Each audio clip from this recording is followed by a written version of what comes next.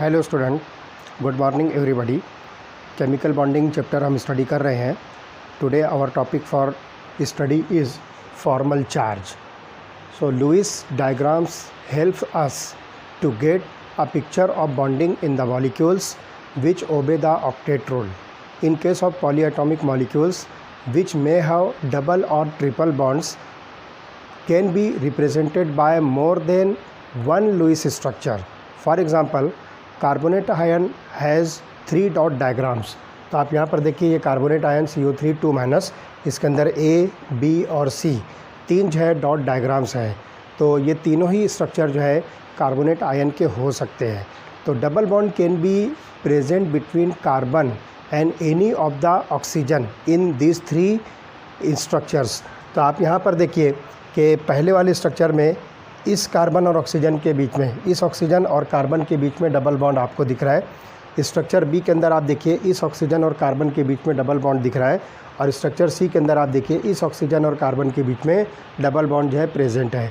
So the double bond can be present between carbon and any of the oxygen. Now the formal charges can help us in assigning the bonds when several structures are possible.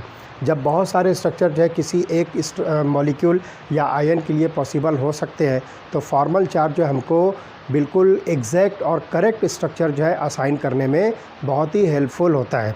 तो formal charge is the charge assign to an atom in a molecule assuming that all electrons are equally shared between atoms regardless of their relative electronegativities. इलेक्ट्रोनिगेटिविटीज़ के हिसाब से अगर आप देखें तो atoms के बीच में जो है इलेक्ट्रॉन जो है इक्वली जो है शेयर होता है किसी भी मॉलिक्यूल के अंदर। While determining the best Lewis structure per molecule, the structure is chosen such that the formal charge is as close to zero as possible.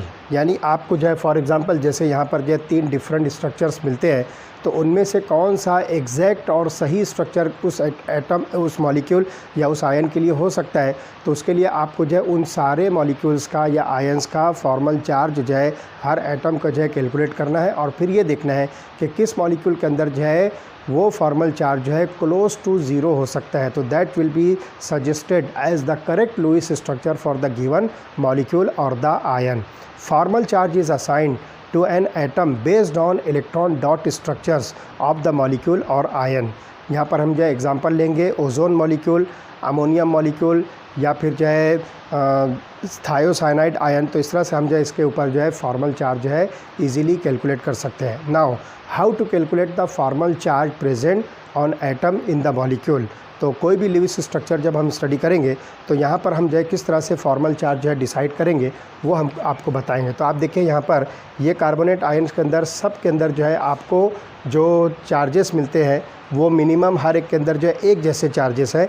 इसलिए इन तीनों में से कोई सा भी स्ट्रक्चर आप कंसिडर कीजिए, ऑल द 3 स्ट्रक्चर्स और representations are correct for carbonate ion, क्योंकि यहाँ पर जो है सभी स्ट्रक्चर जो है इसके लिए पॉसिबल हो सकते हैं और करेक्ट हो सकते हैं।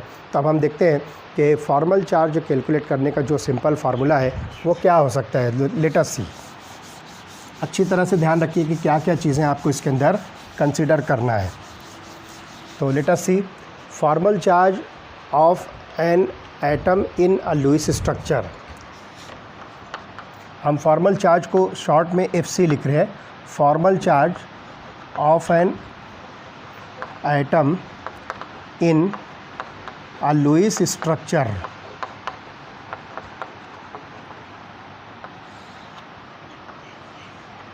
इज इक्वल टू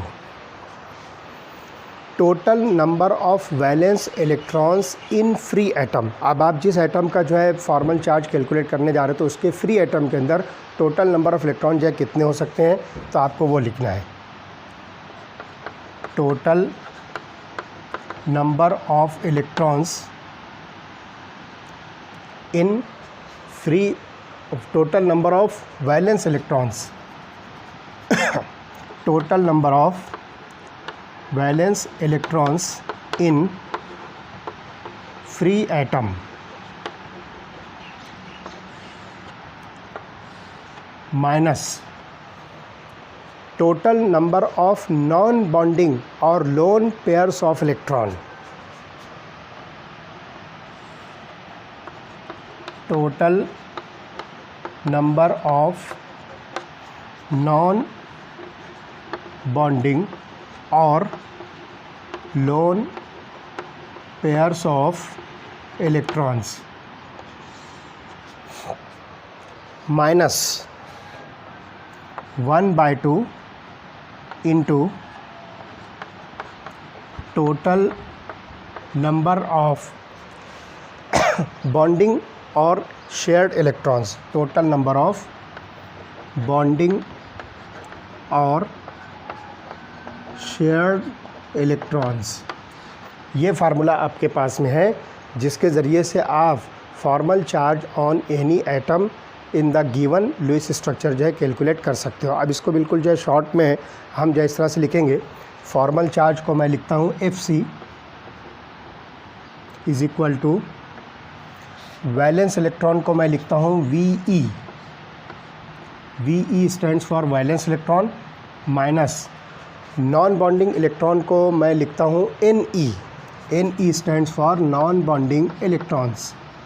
उसके बाद माइनस यहाँ पर आपके पास जो है 1/2 टोटल नंबर ऑफ बॉन्डिंग और शेयर्ड इलेक्ट्रॉन्स. तो बॉन्डिंग इलेक्ट्रॉन्स को मैं Be लिखता हूँ. तो Be/2 इस तरह से लिख दिए तो ये हमारा काम हो जाएगा. Be stands for bonding electron divided by 2.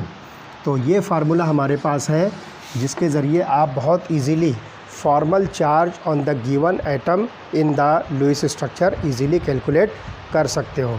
तो the structure having lowest formal charge has the lowest energy. जिस स्ट्रक्चर के अंदर जो है लोवेस्ट फॉर्मल चार्ज होगा उसकी एनर्जी भी जो है लोवेस्ट होगी. अब देखते हैं हम एक एग्ज़ाम्पल जिसके ज़रिए से किस तरह से हम formal charge on the given atom in the given Lewis structure जो है कैलकुलेट कर सकते हैं. तो पहला जो मॉलिक्यूल होगा ओजोन और दूसरा मॉलिक्यूल होगा carbon dioxide. So the first molecule is ozone, that is O3 molecule,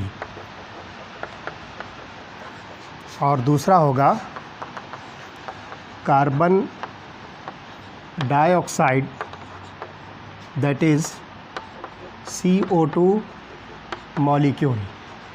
अब इसके जो है फॉर्मल चार्जेस किस तरह से हम कैलकुलेट कर सकते हैं ये इसके बाद वाले लेक्चर में हम जो है स्टडी करेंगे. बस ये बात जो है ध्यान रखना है कि आपको जो फॉर्मल चार्ज का जो फार्मूला है Fc is equal to Ve minus Ne, Ve minus Ne minus Be divided by 2. ये फार्मूला आपको जो है याद रखना है. इसके हिसाब से बहुत आसानी से आप formal charge on the atom in the given Lewis structure easily calculate कर सकते हो. ओके.